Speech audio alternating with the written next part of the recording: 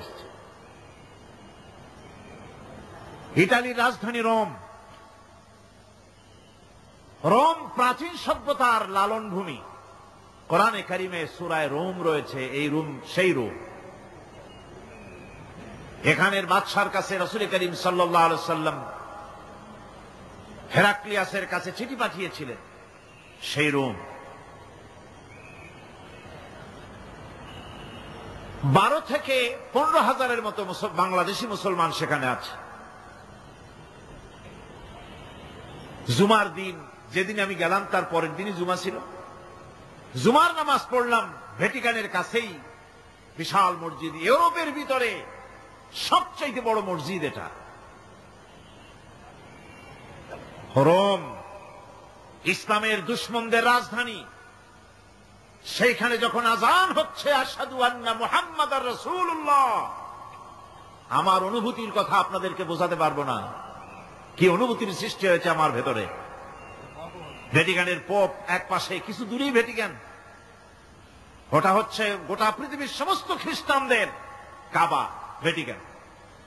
তার পাশেই বিশাল মসজিদ, সেখানে নামাজ পড়লাম। চিন্তার ভেতরে আসলো আল্লাহ রাব্বুল আলামিন তার হাবিবের নাম, তার তাওহীদ, তার রিসালাতকে কিভাবে বিশ্বময় ছড়িয়ে দিলেন। আবু জাহেল চাইছিল মুহাম্মদ সাল্লাল্লাহু আলাইহি ওয়াসাল্লামকে স্তব্ধ করে দেবে মক্কার জীবনেই। কত বদনাম, সাহের, কাহেন, কাযযাব, শায়ের, নাউযুবিল্লাহি মিন যালিক, কত গালাগালি করলো। আর আল্লাহ শোনালেন, হাবিব চিন্তার কোনো কারণ নাই, ওয়া রাফা'না লাকা যিকরাক, আমি আপনার প্রশংসা বিশ্বময় ছড়িয়ে দেব। সুবহানাল্লাহি ওয়া বিহামদিহি। রোম প্রোগ্রাম শেষ করে আমাকে তারা নিয়ে গেল, যেটা আমি বলছি সফর কাহিনী শোনাবার সময়টা না, যেহেতু এর সঙ্গে প্রাসঙ্গিক সেজন্য বলছি। পাহাড় কেমনে তুলার মতো হয়ে উঠবে তার নজির দেখেছি। রোম শহর থেকে 300 মাইল দূরে, 300 কিলোমিটার দূরে নেপোলিয়ান বোনাপার্ট তার বাড়ি, এবং ওটা তার নামে একটা প্রভিন্স। ভূমধ্য সাগরের পারে ভিসুভিয়াস, পৃথিবীর সবচাইতে বড় আগ্নেয়গিরি। সেটা দেখাতে নিয়ে যাওয়া হলো আমাকে। যে পাহাড়টা পৃথিবীর মাটি থেকে তার চূড়া হচ্ছে 3 মাইল উঁচু। এর 2 মাইল গাড়িতে করে ঘুরে ঘুরে যাওয়া যায়, এরপর আর গাড়িতে যাওয়া যায় না, বাকিটুকুন যেতে হবে হেঁটে হেঁটে। পাহাড়ের উপরে অক্সিজেন কম, বেশ কষ্ট হচ্ছিল উঠতে। জীবনে প্রথম পাহাড়ে চড়েছি, জাবালে নূর, রাসূল করিম সাল্লাল্লাহু আলাইহি ওয়াসাল্লামের উপরে যেখানে ওহী হয়েছিল সর্বপ্রথম। পাহাড় চড়ার একটা অভিজ্ঞতা ওখান থেকে আমার কিছুটা হয়েছিল। খুব কষ্ট হলো বাকি 1 মাইল উঠতে। যখন ভিসুভিয়াসের একদম শীর্ষে চলে গেছি, সেখানে গিয়ে আমার সাথে 15-20 জন লোক ছিল। আমি নিজে আল্লাহু আকবার বলে আমার গলা থেকে আওয়াজ বেরিয়ে গেল। আমি দেখতে পেলাম ভিসুভিয়াসের শীর্ষে বিশাল গর্ত।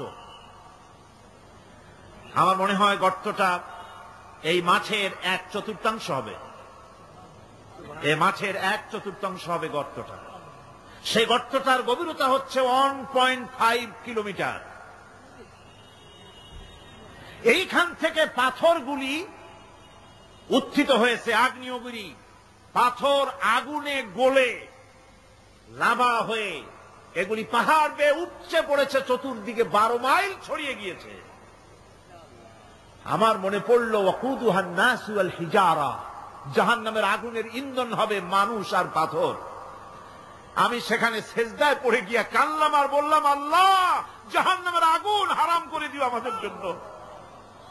পাথর কিভাবে গলে, পাথরগুলি গলে পুড়ে চতুর্দিকে পড়েছে, আর ছিটকেছে, চতুর্দিকে ছিটকে পড়েছে। সেই পাথরগুলি ছিটকে ছিটকে যেগুলি পুড়ে পড়েছে, সেগুলিকে দূরে সাদা রঙের বলে মনে হয়। কোনোটা সাদা, কোনোটা কালো, মনে হয় যেন তুলার মতো হয়ে পড়ে আছে চতুর্দিকে। 1944 সনে তৃতীয়বারের মতো ভিসুভিয়াস যে অগ্নি উৎপাত করে, তাতে আশেপাশের 12 মাইল এলাকা এফেক্টেড হয়ে যায়। পাথরগুলি গলে এভাবে বিধ্বস্ত করে দিয়েছে। এখান থেকে এখানে জোহরের নামাজ, আসরের নামাজ আমরা পড়লাম, আল্লাহর কাছে খুব দোয়া করলাম।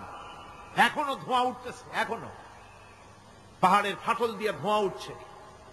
একজন হাত দিয়ে আমাকে বলল যে খুব গরম লাগে ধোঁয়াগুলি। ওখানকার লোকেরা বলল যে ভেতরে এখনো আগুন আছে, তবে সুপ্ত, যে কোনো মুহূর্তে আবার তা জাগ্রত হতে পারে। আমরা সেখান থেকে নেমে এলাম। একটু কিছু দূর গিয়েই সেখানে হলো পম্পেই শহর। এই পম্পেই শহরটা হচ্ছে ঈসা আলাইহিস সালামের জন্মের 2000 বছর আগে এই শহর তৈরি হয়। ঈসা আলাইহিস সালামের জন্মের 179 বছর পর ভূমিকম্প হয়। সেই ভূমিকম্পে গোটা পম্পেই শহরটা পৃথিবীর মানুষের চোখের আড়াল হয়ে যায়, ধ্বংস হয়ে যায়, মাটির তলায় গরাক হয়ে যায়। আজ থেকে 200 বছর আগে মাটি খনন করতে গিয়ে এই শহর আবিষ্কৃত হয়। পুরা শহরটা খুঁড়ে তারা বের করেছে। 180 হেক্টর জমিনের উপরে এই বিশাল শহর। ঘুরে ঘুরে দেখলাম, গাড়ি চলে না সেখানে, পায়ে হেঁটে দেখতে হলো। প্রশস্ত রাস্তা। আজ থেকে 4000 বছর আগের মানুষেরা রাস্তা বানাতে জানতো পাথর দিয়ে, এবং রাস্তার দুধারে তাদের ছিল ফুটপাত, পানির ব্যবস্থা, নগরায়নের সব রকমের সুযোগ সুবিধা। তারপরে সেখানে বিচারালয়, এরপরে দোকানপাট, বাজারঘাট, সবকিছুর ব্যবস্থা রয়েছে। বিশাল বিশাল পাথরগুলি দিয়ে পিলার তৈরি করা। ভাবলাম এই পিলারগুলি, এই পাথরগুলি তারা কিভাবে